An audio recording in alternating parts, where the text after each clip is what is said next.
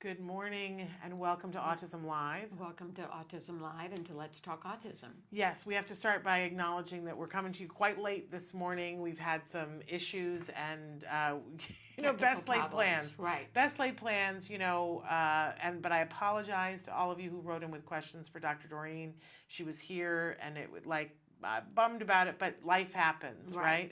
And we go on, especially when you live in LA. We learn that you roll with the punches. We learn to live with the dreams and the disappointments. Right, exactly. Right? So, but Nancy is here with me. I'm Shannon Penrod. And I'm Nancy Oswald-Jackson. And it's time for Let's Talk Autism with Shannon and Nancy. We have a packed show. Yeah, we have two guests and big news. We have three guests, actually. Oh, we have three guests. A total guests. of three Okay. guests. So we're introducing a new segment on the show where, a lot of times Nancy and I do in the news, and we will cover a study that's done, and we slaughter the names, right? The different gene expressions and the ones oh my gosh, I was never a science geek. Me neither.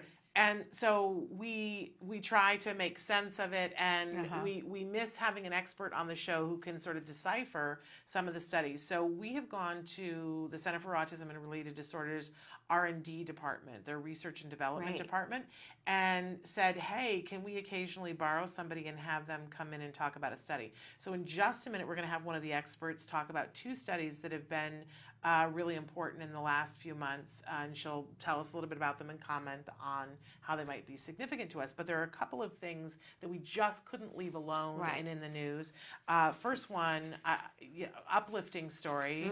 This made my pulse jump. I don't know why particularly this story grabbed me, but I think it's grabbing a lot of people. Kent State recruit Kaylin Bennett is the first player with autism to get a Division I basketball scholarship. Yes. He's going to Kent State.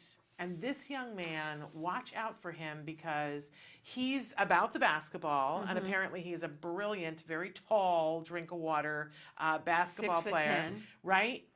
But he is ever so much more than that because watch him, he's our new autism spokesperson. Right, and what amazed me about this is that he was told it took him to the age of 4 till he took his first steps, and 8 before he could have a conversation.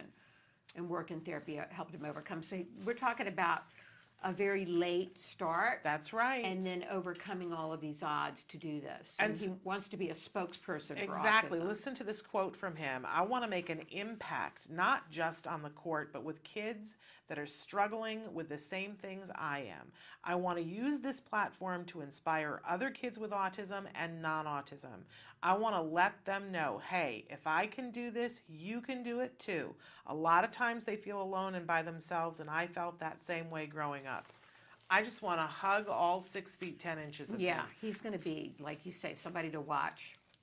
And I love. There's a story that they're telling about that he was to his face. They were saying how they should lower expectations to him and to his mom, and he went back and met the person, The counselor. who said that, and he said, "Here I am. You're the person that said this, and I hope you didn't say that to anybody else because that can ruin a life." No use, I can't. And she had to sit there and take it on the chin. Yep. But I'm telling you, our kids can.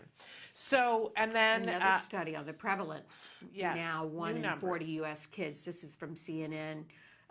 This is from this was the big study in news the this journal week. Pediatrics. Yes, Pediatrics comes out with a study saying that we have surveyed parents and asked them questions about, has your child ever been diagnosed with an autism spectrum disorder? And they are reporting that from that study that it is 1 in 40 children in the U.S. Which is just a huge number. That's 2.5% of the population. Right. That's estimated 1.5 million kids 3 to 17 years of age. Right.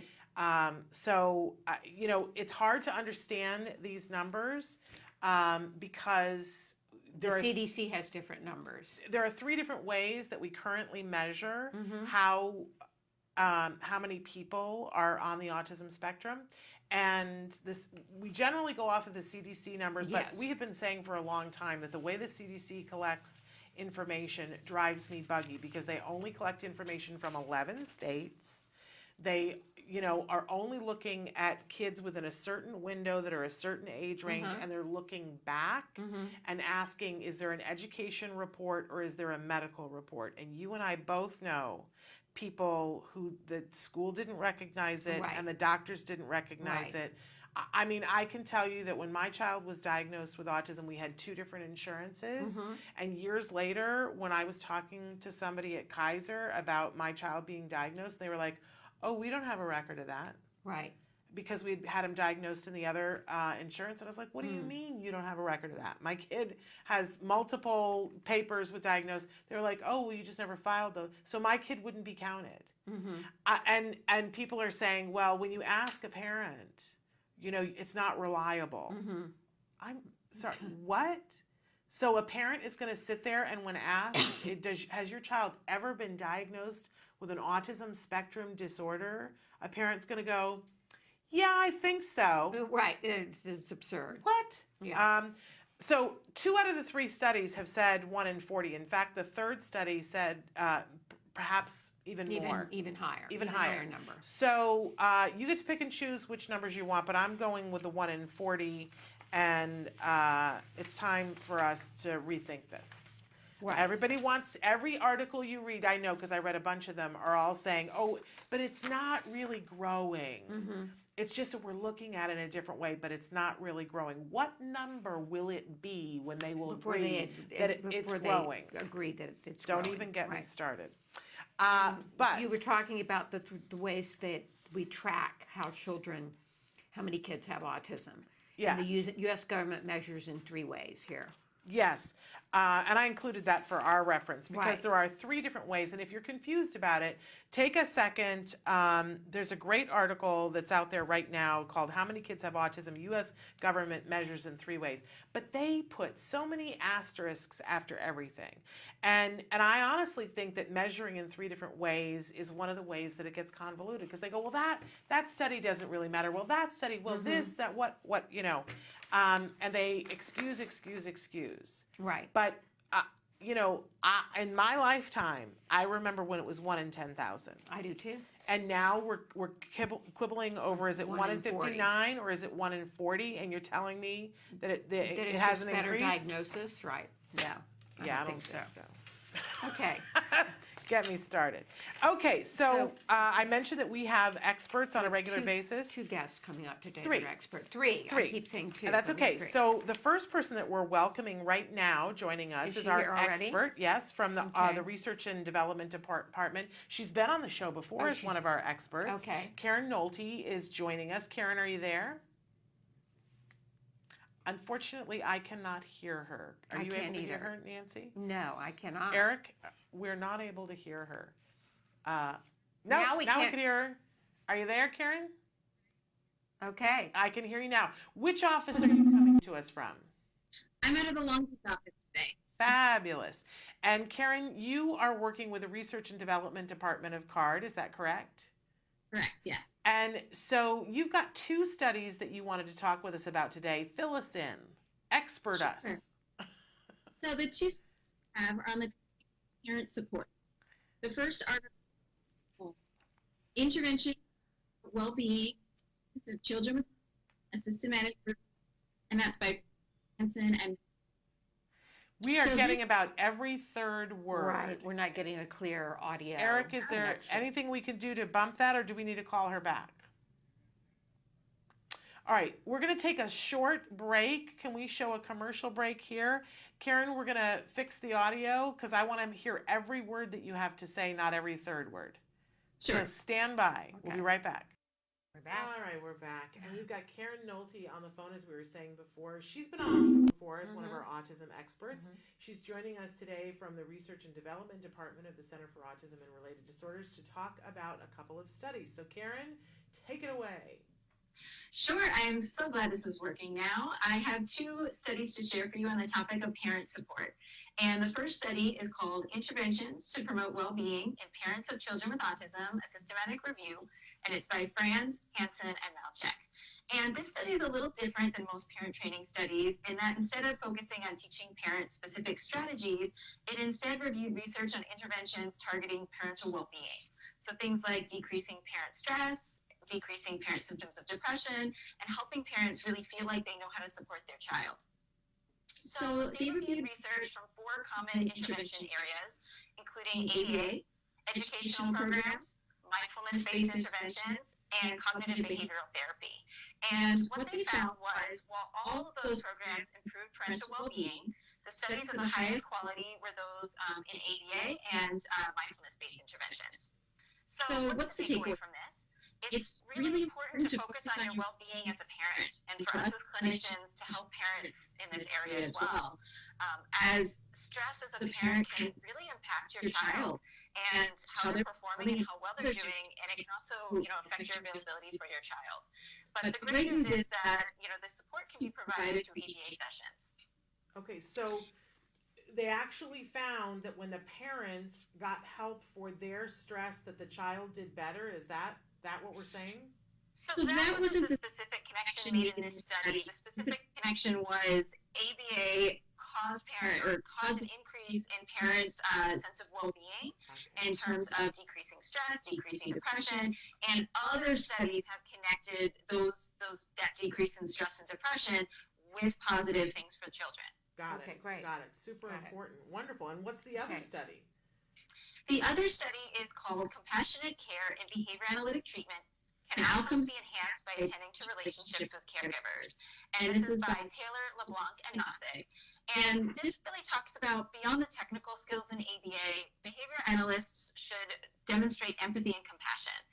Empathy being defined in this article as taking others' perspectives, and compassion defined as really taking thoughtful action as a result of that empathy. So in this study, the researchers sent parents of kids with autism in ABA programs a survey, and they asked them to rate their behavior analyst's ability to empathize and show compassion on different levels.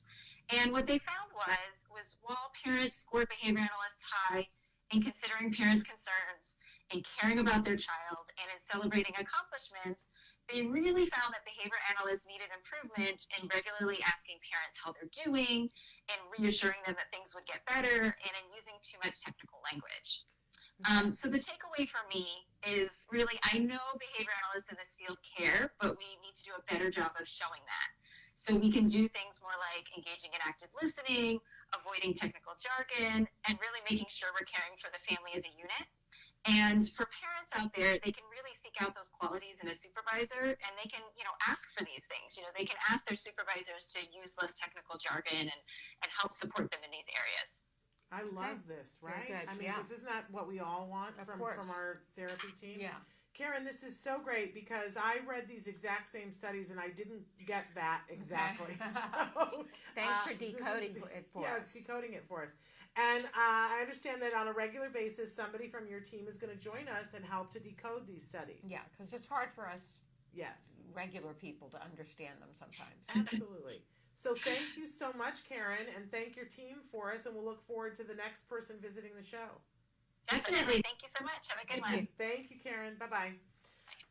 So now we're going to take a short break, and we're going to then come back with our first guest, who is the author, one of the authors of this wonderful workbook that's titled Setting Up Classroom Spaces That Support Students with Autism Spectrum Disorders. And so Christine Reeve, Dr. Christine Reeve, is going to be with us in just a few minutes. What a great workbook. If Yes, we've got it's any a wonderful teachers out workbook there, for teachers. or anybody who wants to have a gift in this holiday season for a teacher in their life, or your child's teacher, what an amazing, amazing workbook for just figuring out how to set up the space. And she's going to talk with us a little bit about how the space determines how the child does. Right. So stick with us. Back with Christine Reeve after these messages.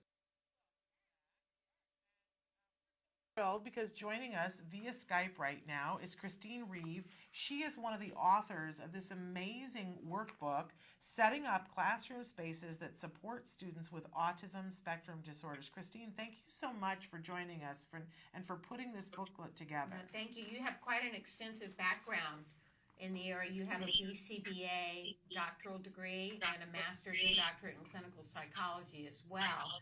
And you are the founder and director of Reeve Autism Consulting. Yes. Yes. I've spent a lot of years doing this. Thanks for having me. Oh, we're welcome. thrilled to have you. So let's talk a little bit about this is an amazing, I think, gift during the holiday season for anybody who knows and loves a teacher, whether it's your child's teacher or somebody else. But let's talk a little bit about why setting up the space is so important.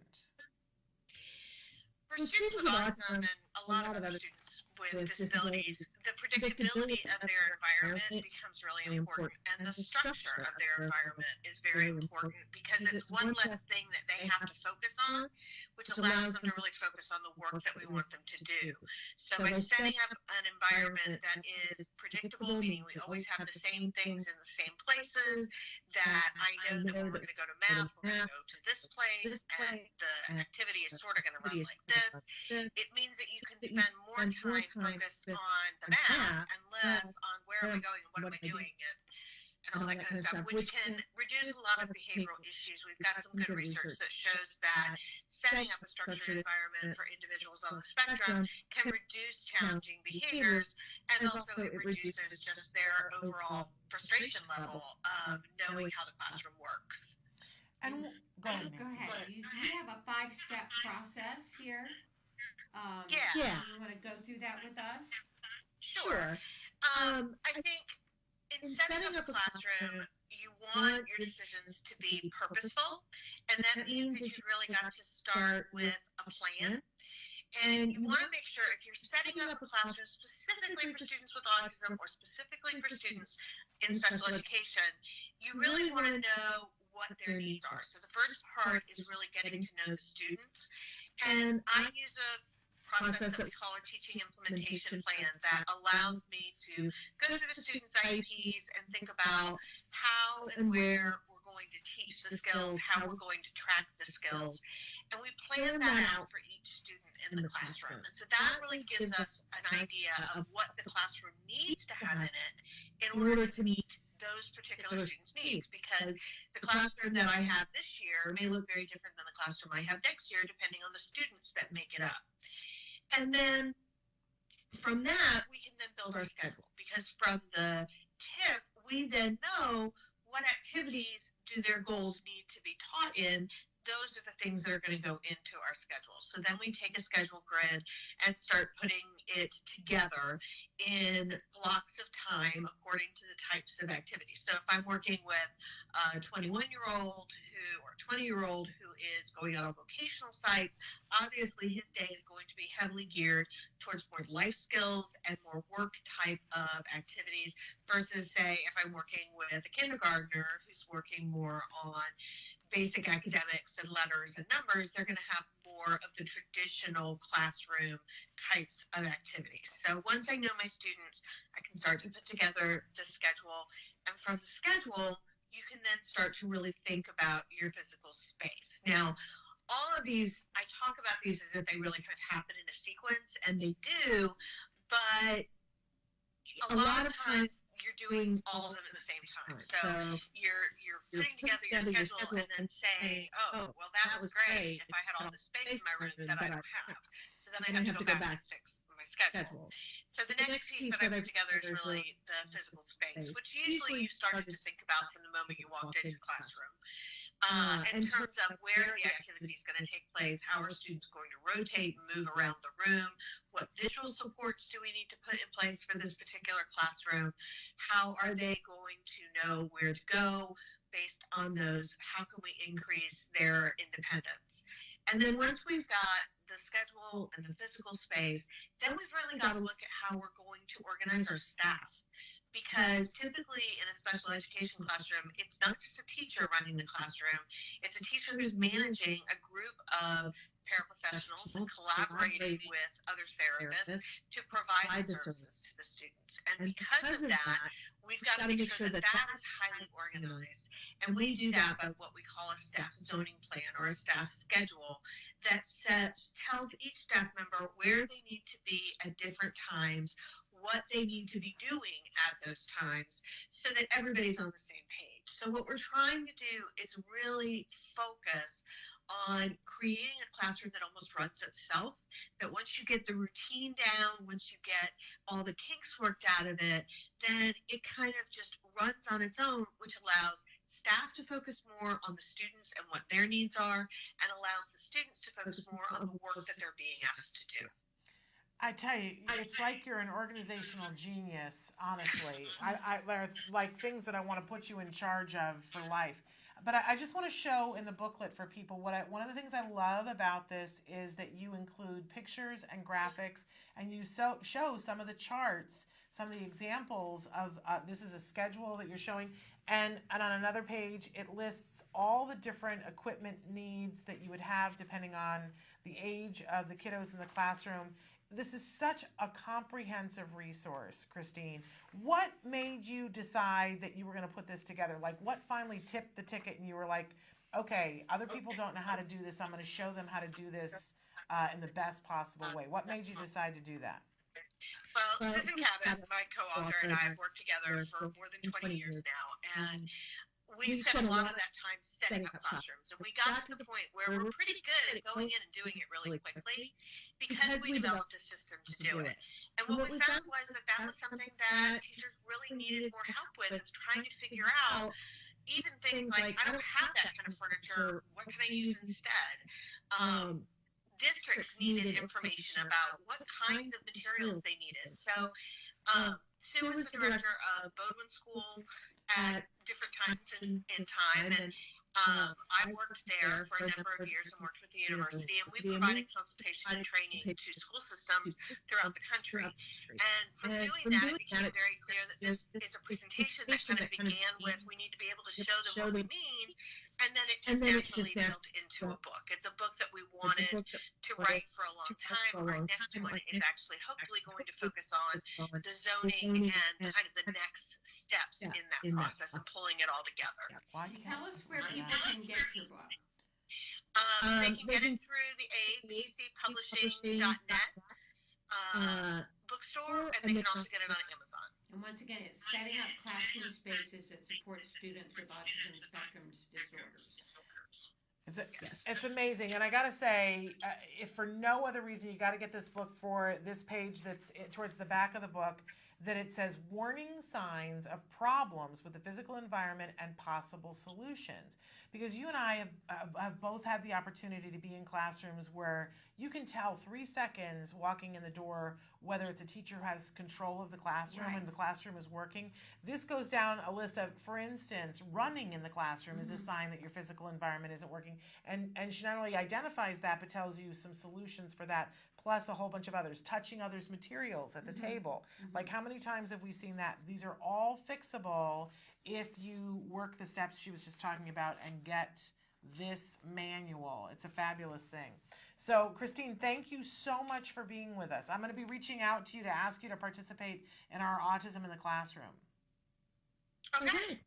Thank you for so being here much. today. Love it. Thank you for having me. You take care. Bye-bye. Bye-bye. What a wonderful, wonderful resource. Because, you know, Yes. this is not everybody's bailiwick. You could be a great teacher but not know how to put this together. Exactly. And this is essential. Give you a blueprint. Yeah, absolutely. All right, we're going to take a break, and then we've got another guest. We're really focusing on the classroom today. We are. And Nicole Siobhan, I believe. and is how she's you a special pronounce it. education teacher, and she has a website that's called the Learning Lab. So we're going to be talking with her. Nicole'sLearningLab.com. There we go. Right. So stick with us. We're going to be back after these messages. We're Welcome back. Yes. We're very excited. We're learning a lot about the classroom today. We are learning a lot about the classroom, and joining us via Skype, we have Nicole Chavayan. Have I got it even close to right? Did I say your name correctly? Hi. Say your name for us, Nicole. Chavayan. Okay, and Nicole is coming to us. She is the creator of Nicole's Learning Lab. She's a special education educator, and she's going to be talking with us a little bit about some different aspects that she's learned over the years working with especially upper elementary grades. And, you know, can I just say how thrilling it is to talk to people who are passionate about being in the classroom with our kids? Yes. I mean, I love teachers, and there's nothing better than good teachers because they make the world go round. They do, and they can literally change the trajectory of a kid's life. Absolutely. And you're coming to us. You live near Syracuse. Where are you in New York? We're right in central New York, a little town called Baldwinsville. It's just outside of Syracuse. I know all about Feeling Baldwinsville. pretty good right now. I actually graduated from SUNY Oswego and then taught at SUNY Oswego for 3 years, so I know all about Baldwinsville. Oh, you do? Okay. Oh, wow. I Awesome. I love Baldwinsville. It's beautiful when the leaves fall in Baldwinsville. So in any case, thrilled to have you here with us. So let's talk a little bit about one of the things that you like to talk about is using diverse literature in the classroom, which is not necessarily the first thing that people think of when they think of special education. Right. So talk to us, enlighten us. So recently, there's been a lot of talk with teachers and teacher authors about including diverse literature in their libraries at school and at home. And typically the focus is on different races and different cultures and different genders, and including books that represent all of the students in our classroom. And so I have seen a lot of lists go out that included those different populations, but I didn't see anything focusing on people that have different abilities.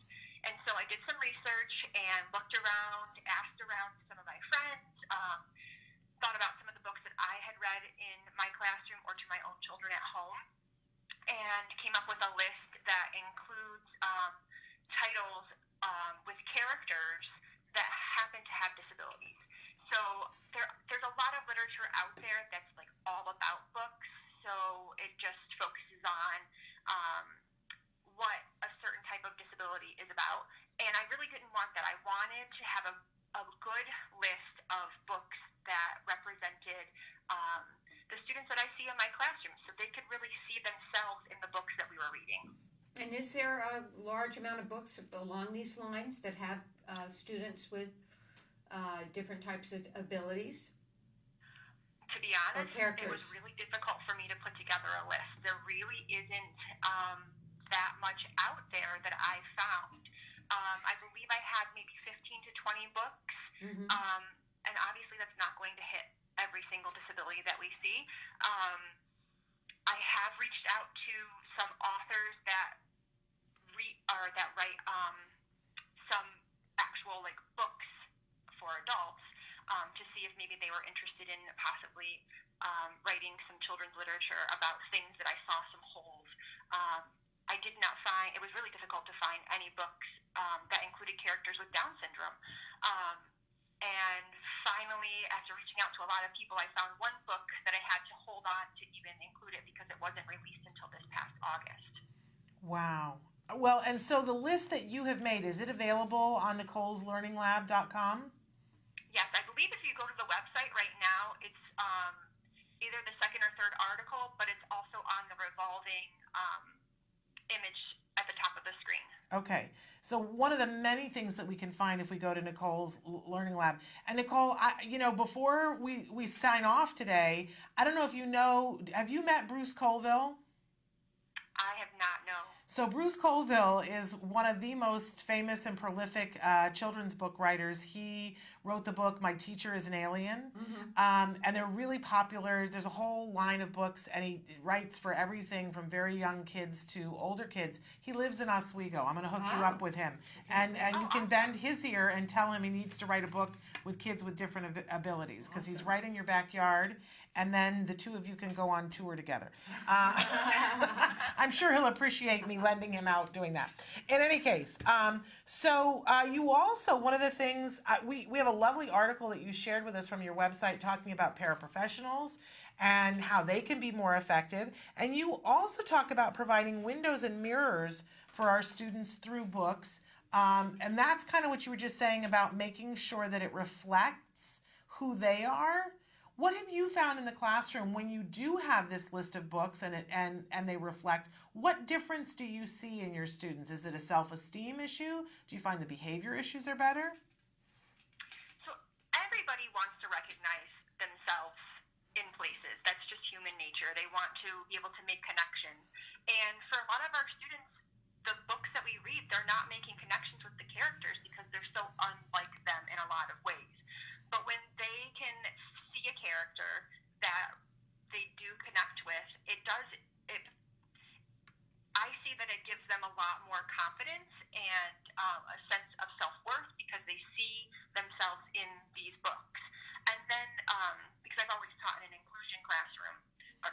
but most recently, I do see the general education students in there, when they are reading these books, they are getting a window. They're looking through a window, and they're seeing into the lives of these other students that are in their classroom, and they're able to make more of a connection. I know that some of the kids that I've worked with, there is a sense of fear because of the unknown, and then when they read some of these books, they're able to reach out more and make more meaningful friendships with these students in our classroom. I think it just makes sense. It I does always make remember Whoopi Goldberg talking about when she was a little girl and that she would watch Star Trek and she would see Lieutenant Uhura on Star Trek, and that African American and that made her feel like she could do anything. Here was this woman who was in a command position in the future, and it made her feel like she could do anything, and that resonated with me as a mom. So when my son was diagnosed with autism, whenever there was somebody, like at the time when he was little, James Durbin was on American Idol. Right. And we would turn on American Idol and he would rock out and light the piano on fire and all the things that he did. And I would sit there and I would say to my son, see him? He has autism just like you. And look at him. He's doing amazing. And I was always pointing those people out to him. Did you find that with Wyatt too? Yes, I did. And I you know, people ask me all the time, you know, Jem has such a good self-esteem in terms of being on the spectrum. There's no negative for him. Right. Like, if somebody said to him that was negative, he'd be like, what are you talking about? Right. And I attribute that to being able to point to different things. Different and so, role models. and why leave reading out of the equation? Because it's such a fabulous way for kids to learn. I just want to point out that your website is such a wonderful resource for so many different things. For somebody who is passionate about special education, you, as you mentioned, have worked in inclusion classrooms, and that one of your passions is helping teachers to thrive. Inclusion is one of my passions, Nicole, but I find that a lot of people don't know how to do it right. But if they come to your website, you have lots of tips and tricks to be able to help them, correct? Yes, I definitely do. Yep. Okay. We need more people like you. We do. So go to Nicole'sLearningLab.com is your website. Yep. Where people can find out more. And we had started out because the information that you had sent us was so comprehensive. We were like, this is a book. Like we assumed it was a book, And Nicole. it's an article. What does that tell you, Nicole? I think that you need to join your authors on your list. So maybe in the future. We will look forward to your first book. And I will look forward to connecting you with Bruce Colville so that you'll have an author right there in your backyard. So again, www.nicoleslearninglab.com. Nicole, do you ever hire out as a consultant? I have not. I've actually spent the last couple of years home with, I have 3 children. I'm going back to the classroom in January, so my plate is going to be much fuller soon. But it's something that I'm open to. Okay, all right. great. Well, that and writing your book. No pressure, Nicole. No pressure. Yeah. Thank you so much. for joining us, Enjoy the Nicole. snow in upstate New York. Yes, thank you so much for having me. Okay. I All right. appreciate it. Take care. Bye-bye. Thank you. Bye-bye. I think we're out of time. I think we're very close to being out of time. We've got about a minute You want left. to talk about tomorrow's show? We have a big show tomorrow, and we're covering a lot of the toys that are in our Festival of Toys. okay. We plan to cover a couple of them, and we just ran out of time for the amount of time that we had. But we've got a bunch of guests tomorrow. We're really going to hit it hard tomorrow, talking about toys and how, you know, you can take this holiday season and you're going to spend some money to get a child a toy. But why not get a toy that not only enriches everything that they need to be learning, but also makes them happy and joyous? Right. And one of the things I enjoy here is that when we show you is that you can use the toy, that it's therapy, but the child doesn't know that it's therapy. Right. Yeah, Right. that's a good time for me. So oh my gosh. And I just want to say this too, there are only a few tickets left. For those of you who are in the Los Angeles area, we have our Sensitive Santa event that's coming up a week from this Saturday. It's December 8th. and you can go on Eventbrite and put in Autism Live Sensitive Santa, and you'll find the page. And we are down to less than 20 tickets. Okay. But please, if where's it's it sold taking out, place it at? takes place at the We Rock the Spectrum in Tarzana on Krebs Avenue. Okay. All that information is on there. The tickets are free. There's no cost, and every child that comes gets one of the toys that we Great. feature on the show. Great. But it's free. It's totally free. If you get there and it's all sold out for the time that you want to come, please sign up for the waiting list and please come anyway. We've made a huge effort in the past, and we will again this year to make sure that everybody on the waiting list gets in as well. So Okay, do the waiting list. Okay. Fantastic. Thank you for All right, being here, thank Nancy. you for We want to having thank me. Eric for sticking with Right, us getting us and, through the after technical all the aspects. issues that we've had, and he's stuck it out.